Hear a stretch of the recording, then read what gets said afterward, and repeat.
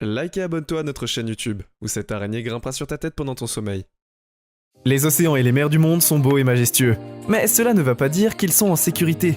Aussi éblouissantes et jolies que les océans se cachent dans leur profondeur est une sorte de chose horrible qui hante, que vous voudrez vous éloigner d'eux. Numéro 15. Caïman noir.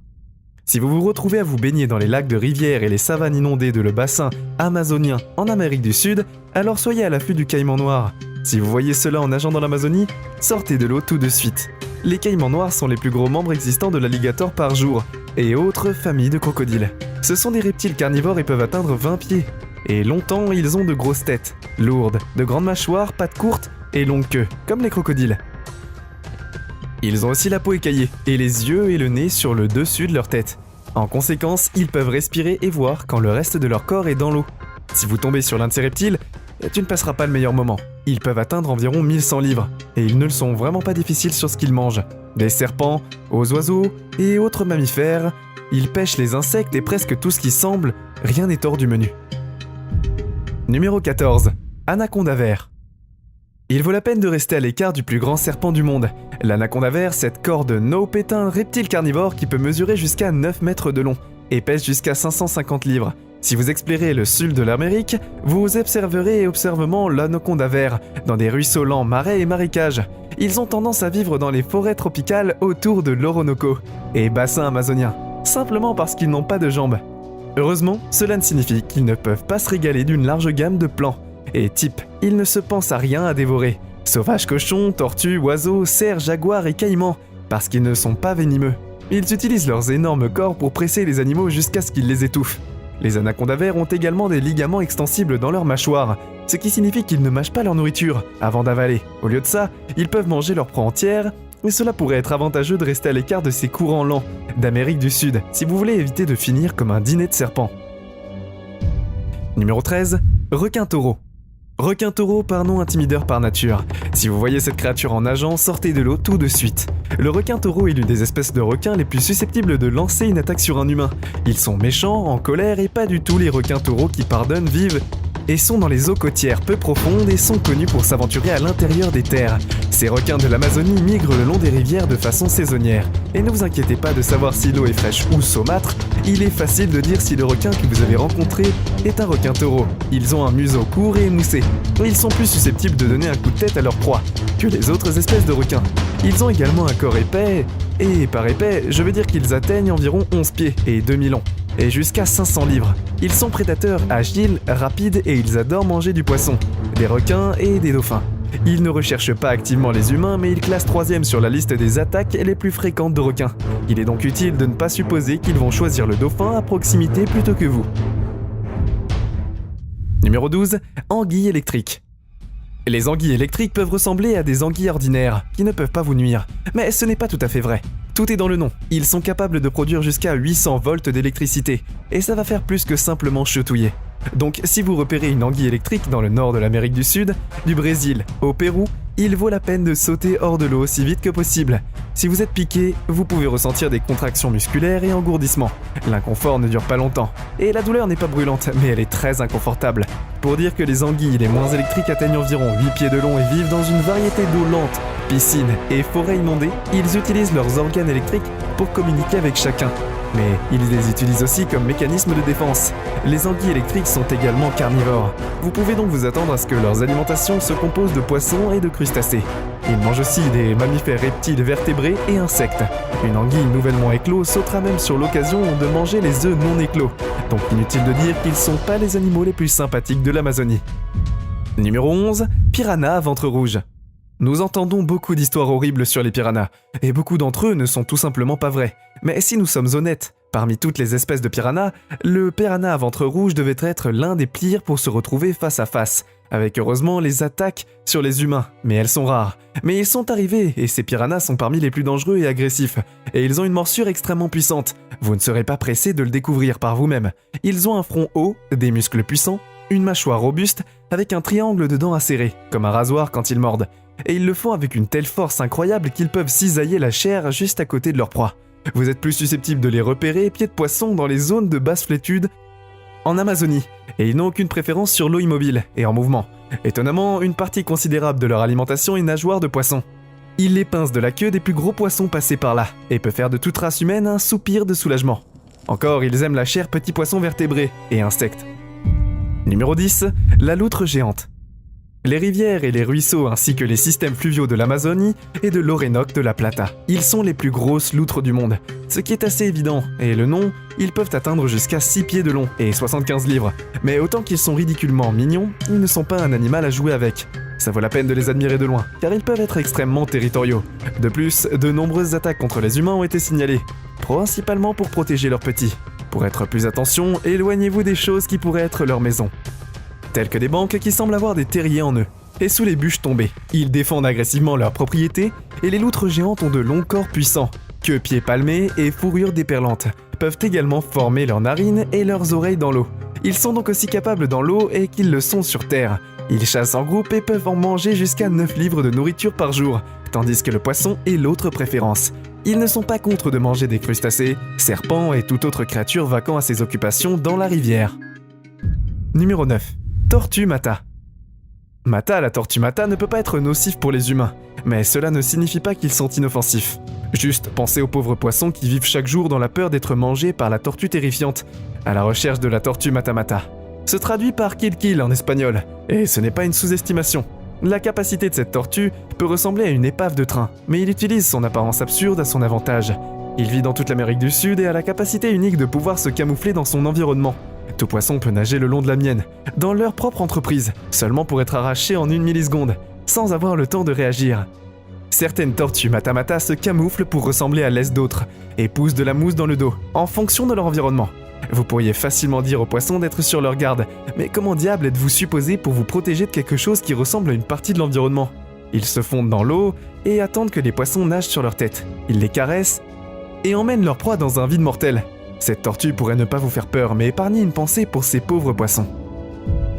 Numéro 8. Grenouille empoisonnée. Juste parce que la Poison Dart Frog est née et petite, ne vous laissez pas tomber ce farouche nez de petit amphibien carnivore. Il n'est pas celui avec lequel vous voudriez vous mêler lors de votre voyage à travers l'Amérique du Sud. Les grenouilles empoisonnées des forêts tropicales ne sont qu'environ 1 pouce de long, et peut être cuivre ou jaune, bleu, noir ou rouge. En un mot, ils sont beaux, mais leur coloration est intentionnelle, car les prédateurs potentiels ne mangent et tuent à des ennuis. Et vous pourriez penser qu'ils ne posent pas un risque pour les humains étant donné leur taille, mais ils les voient près d'un plan d'eau ou n'importe où, et tu voudras garder votre distance. Ils sont l'une des créatures les plus toxiques sur Terre, et contiennent suffisamment de poison pour abattre 10 hommes adultes. Les scientifiques ne savent pas d'où vient leur poison, mais ils se sont penchés sur l'usage médicinaux tels que des analgésiques. Ils le croient également pouvoir provenir de leurs proies, comme les coléoptères, les termites et les fourmis, parce que les grenouilles élevées en captivité ne l'ont pas. L'embarras, c'est l'indigène des Colombiens qui ont même utilisé le poison du Poison Dart depuis des siècles dans les pointes de Sléchette à la Sarbacane. Numéro 7. Ferdinands. La déliance de la fourrure peut être un terrain vivant serpent, mais le fait qu'il sache nager signifie que vous avez besoin de faire attention lors de la baignade dans l'eau, dans toute l'Amérique tropicale et l'Asie tropicale. Parmi tous les serpents, le lance fertile est en tête de liste à éviter à tout prix. Ils sont une vipère qui pousse jusqu'à environ 7 pieds de long, et ils ont une large tête triangulaire et bordée de noir avec des marques de diamants. Juste une bouchée de ces serpents peut être fatale. Le problème, c'est qu'ils ont tendance à vivre à proximité des habitations humaines, donc le risque est encore plus élevé lorsqu'ils sont dérangés. Ils sont imprévisibles et se déplacent extrêmement rapidement. Ils peuvent également changer de direction à la vitesse de l'éclair et se défendront contre des menaces sans avertissement.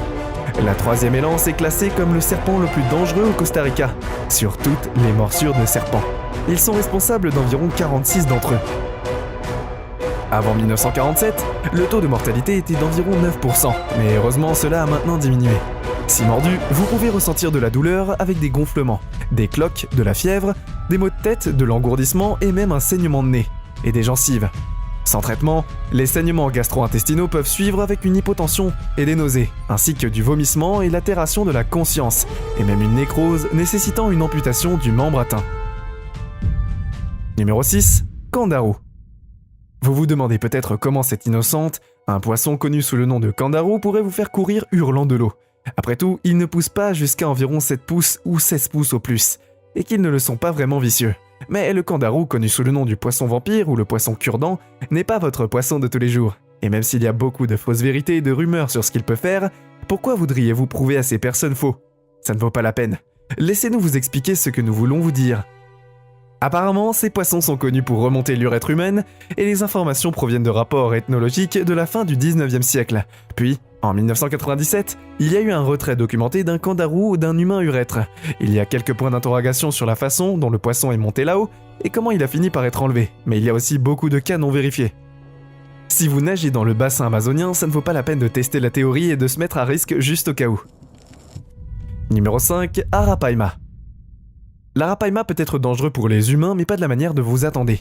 Ils ne chassent pas activement les humains comme un requin et ne piquent pas comme ils mordent, mais ils sont si gros que si vous essayez de débarquer, l'un de ces poissons vous pourriez vous retrouver écrasé sous leur poids. L'énorme arapaima est l'un des plus gros poissons d'eau douce dans le monde. Ils peuvent atteindre jusqu'à 15 pieds de long et 440 livres. Et ils vivent dans de nombreuses rivières, dans le forêt tropicale du bassin amazonien. Mais vous pourriez également les trouver dans les lacs et les marais.